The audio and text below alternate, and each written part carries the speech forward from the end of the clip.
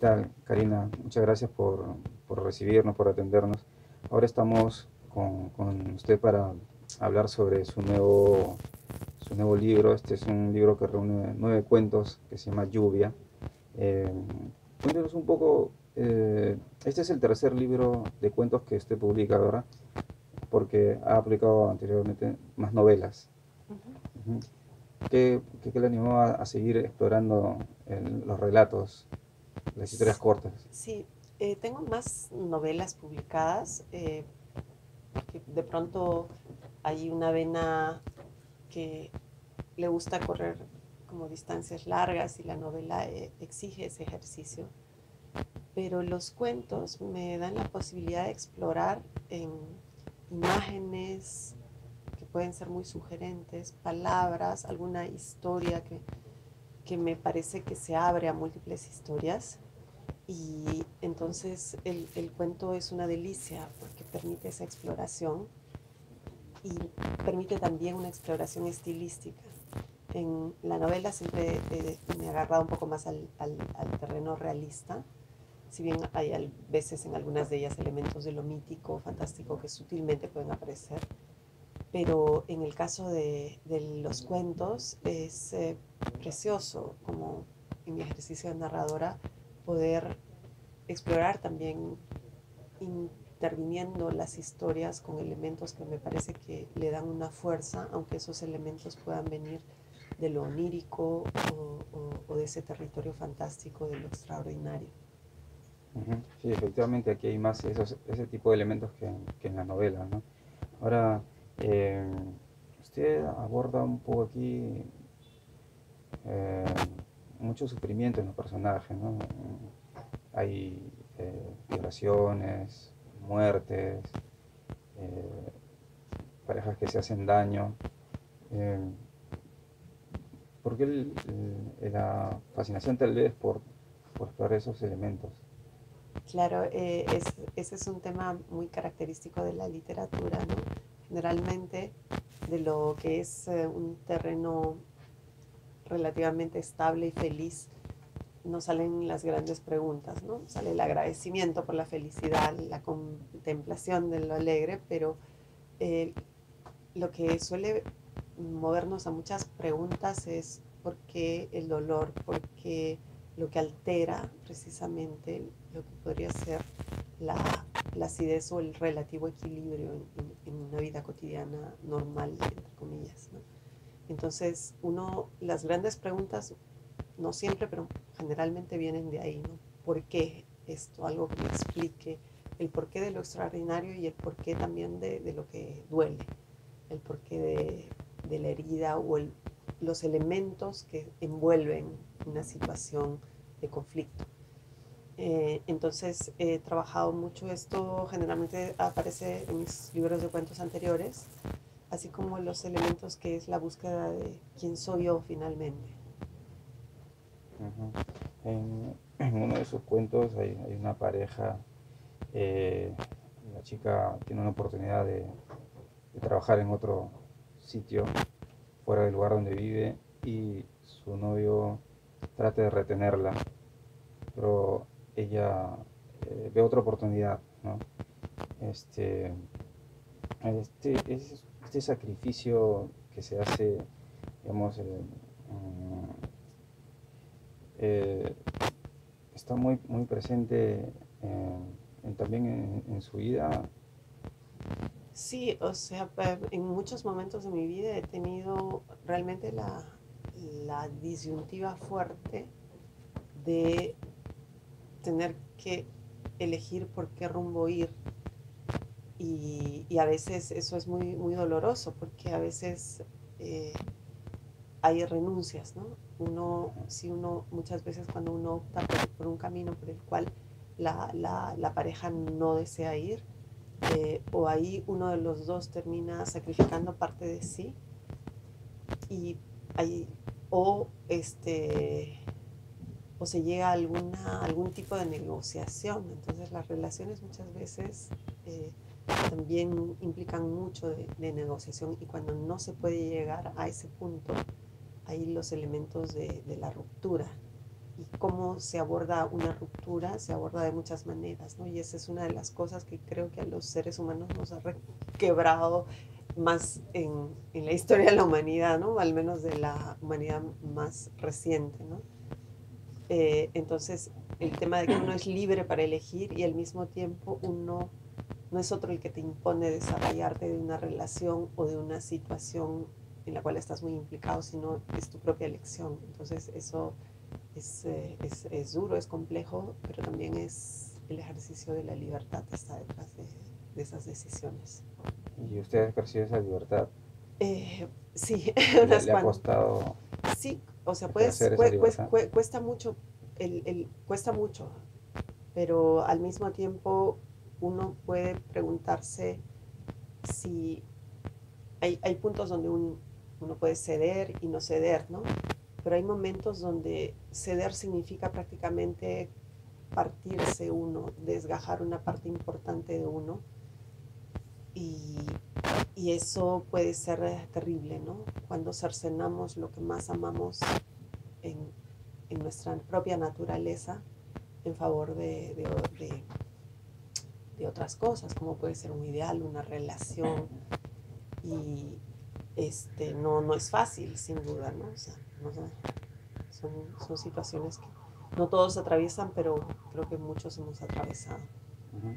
Y de esta libertad que habla también, hay un cuento en donde hay un joven que quiere que su pareja y su amiga se unan a un movimiento terrorista. Sí. Eh, Él trata de convencerlos, pero ellas no, no son fuertes para decidir lo que quieren, más bien lo siguen. Eh, Él también muestra un poco de machismo, ¿no? Con ellas. Eh, Esto es, digamos, no habla del terrorismo, pero sí de este machismo, ¿no? Esta forma de ejercer un poco de violencia. Bueno, ese cuento de ventanas rotas tiene mucho que ver con el desencanto político, ¿no? Ajá. El desencanto y el tema de cómo muchas veces nos vemos sometidos como a pruebas de muestra cuán puro, muestra cuán valiente, muestra cuán decidido, muestra cuán libre eres tú. Y ellas en realidad se ven muy desafiadas por este amigo de una, novio de la otra, a hacer algo que no quieren por el desafío que les impone, más que quizás como hombre, como alguien que dice yo tengo la verdad y voy a ser el más valiente de todos, el más arrojado de todos y ustedes tendrían que acompañarme y si no nos vamos a acomodar al mundo, ¿no? Entonces, para gente muy joven eso es bien fuerte, ¿no? Porque cuando eres chico, 20, 22, 23 años, quieres comerte el mundo, quieres romper las reglas. Y este cuento de Ventanas Rotas va muy por ese lado, ¿no? Y va con estos personajes llegando al abismo en diferentes sentidos, ¿no? Y empieza por cómo ha terminado cada uno Claro. después. Uh-huh. Después, en la mayoría de los cuentos, si no son todos, la mujer siempre es protagonista. Incluso la que hace de tercera persona se siente, ¿no? Eh, es difícil, eh, digamos que, o le hace complicado hacer ser personajes, digamos, protagonistas que sean hombres. Bueno, yo soy mujer, entonces casi naturalmente mis protagonistas toman más el enfoque de mujer y trato de dar a mis personajes femeninos, también a los masculinos obviamente, aquello que yo siento que a veces falta en la literatura escrita por hombres sobre mujeres, ¿no? Entonces, los hombres generalmente, obviamente también les es más cómodo escribir con personajes hombres, porque probablemente se conocen mejor a sí mismos y hablan más con sus amigos de muchos elementos. Y como autora mujer, pues me resulta casi naturalmente y además me gusta presentar personajes femeninos complejos, no estereotipos de mujer pasiva que no tienen una, una capacidad de decisión, de acción me gusta poner ese tipo de personajes, que son los que yo conozco en la vida real, y me gusta que tengan esa multiplicidad de decisiones que tomar, acciones, papeles, roles. Y sí, también he hecho ejercicios. Tengo algunos cuentos donde la voz del narrador es hombre o donde el protagonista principal puede ser un hombre y una mujer, pero siempre me gustan. Las mujeres han estado muy relegadas como personajes en la literatura y me gusta más trabajar con ello. Sí, usted mencionaba que presenta mujeres un poco, digamos, pasivas, ¿no? Pasivas, incluso con miedos. Eh, bueno, le quería preguntar sobre otra cosa. Eh, hay algunos personajes que abordan temas de la boda, los niños, el deseo de casarse. Quería saber si esto, eh, o sea, en general, si los cuentos tienen algo de autoficción. No, no son autoficción, beben mucho de mis reflexiones y beben mucho de las cosas que trato de expresar de manera literaria, de historias que ocurren o que podrían ocurrir mezcladas con esos conflictos, ¿no? Cuando intervienen otras cuestiones externas, ¿no? El tema de que alguien pierda la vista, ¿no? De repente. Y todo el proyecto de vida que se ha hecho como futuro queda parcialmente truncado porque hay muchas cosas que este personaje asume que ya no va a poder hacer o no podrá hacer bien. A pesar y es una persona que trabaja básicamente con los ojos, ¿no? Donde los ojos es bueno, para todos lo es, pero para este personaje en particular. Entonces pierde la vista. ¿Qué pasa con el deseo, con los hijos que pensaba tener? ¿Qué pasa con...? Entonces son cuestiones así un poco dramáticas que tuercen y revuelven y llevan a nuevos planteamientos. Entonces, va por ese lado. Bien. En todos los cuentos hay la presencia del agua en sus diferentes formas, ¿no? La laguna, el mar, la lluvia. Eh, si no me equivoco, también en su última novela, Sí. ¿no? Hay cierta fijación por este elemento. ¿Por qué? Quizás debe ser porque soy muy acuática, o sea, me encanta la selva, me encanta el agua, viajo mucho por el campo, por la naturaleza y vivo en una región donde la lluvia es un elemento permanente gran parte del año, ¿no? Sea en forma de garúa o de tormenta desatada. Y entonces supongo que en mi imaginario personal el agua es un elemento que está fuertemente arraigado y aparte eh, el agua me transmite la sensación de sensualidad, ¿no? Desde el sonido una sensualidad de la propia vida y que también puede acompañar diferentes momentos, como la muerte. Y le da una música que es muy particular y va unida a ese tema de lo sensual y sensorial. La muerte también está presente en varios de los cuentos. Sí. ¿Algún motivo en especial que toque, digamos, casi constantemente? Creo que también en sus otros libros. Sí, yo creo que el tema de la muerte es algo que nos requiebra tanto, que nos hace plantear preguntas de qué habría pasado si, que nos lleva al tema de memoria de, de aquella persona que se va, al tema de las preguntas y que nos confronta cara a cara con que no somos inmortales, ¿no? Y que eso se ve ahí como la gran pregunta. Entonces, a mí es tanto en, en mis trabajos y lecturas de antropología como en las de literatura, es como una gran pregunta, ¿no? O sea, se dice que un momento clave en el salto evolutivo de la especie humana es cuando se empiezan a encontrar enterramientos, cuando los cuerpos de nuestros predecesores homínidos no eran dejados al azar, un poco donde se hubieran caído, sino cuando se empieza con el ritual de enterrarlos.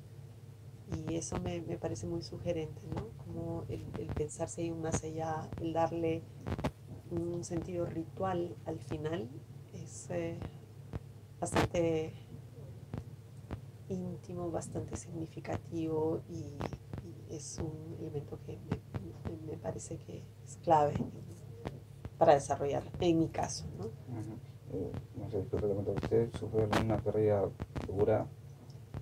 No, o sea, mi papá murió hace unos años, pero ya era una persona mayor, ¿no? Ah, ok. Lo que sí es que he perdido a varios seres de mi generación muy queridos, muy jóvenes. Oh, He perdido a una prima que era íntima para mí, muy joven, y a otros dos de mis mejores amigos bastante jóvenes aún. Entonces eso sí han sido golpes, ¿no? claro, claro. ¿Y su mamá sí está Mi mamá bien? está muy bien, felizmente. Muy bien. Eh, otro tema. ¿Usted sigue creciendo su profesión, o sea, la antropología? No, ya últimamente ya no trabajo como antropóloga, pero sí dirijo una editorial en la que es una editorial independiente, ¿Cómo se llama? sé que es Editores, y publicamos títulos en temas de narrativa, historia y antropología andino-amazónica. Entonces, En Cusco. en Cusco.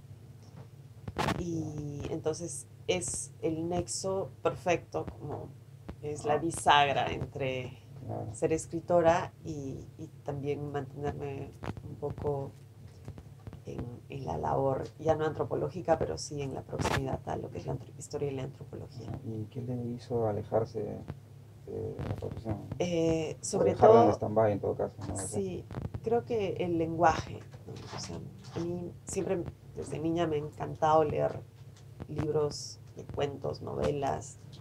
La literatura ha sido una pasión permanente en mi vida desde que he aprendido a leer. Eh, pero la historia y la antropología también me apasionaban como carrera. Pero es el lenguaje. Yo había escrito bastantes artículos, algunos libros y textos con el lenguaje más riguroso de la academia, que es el que exigen las ciencias sociales. Pero llegó un punto en que yo sentía que ese lenguaje a mí me era un corsé, que siempre había tenido la idea de alguna vez escribir cuentos, alguna vez probar escribiendo novelas. Y yo necesitaba quitarme el corsé de la imaginación y quitarme el corsé del lenguaje académico, que es importante cuando uno hace ciencias sociales, pero no cuando uno quiere escribir una novela. Y en ese lenguaje me he sentido libre y con la capacidad de hacerme y hacer más exploraciones y preguntas. Más libre que en lo otro. Sí, porque lo otro exige, claro, un rigor muy fuerte. Comprobación de datos, no puedes mandarte a decir tal cosa sin verificar, sin haber tenido muchas lecturas detrás, sin corroborar los datos que pones. Tienes que ser más preciso en las palabras, mucho más riguroso, que eso tenga un cuerpo muy claro y formado dentro de unos esquemas que son un poquito más rígidos, no siempre.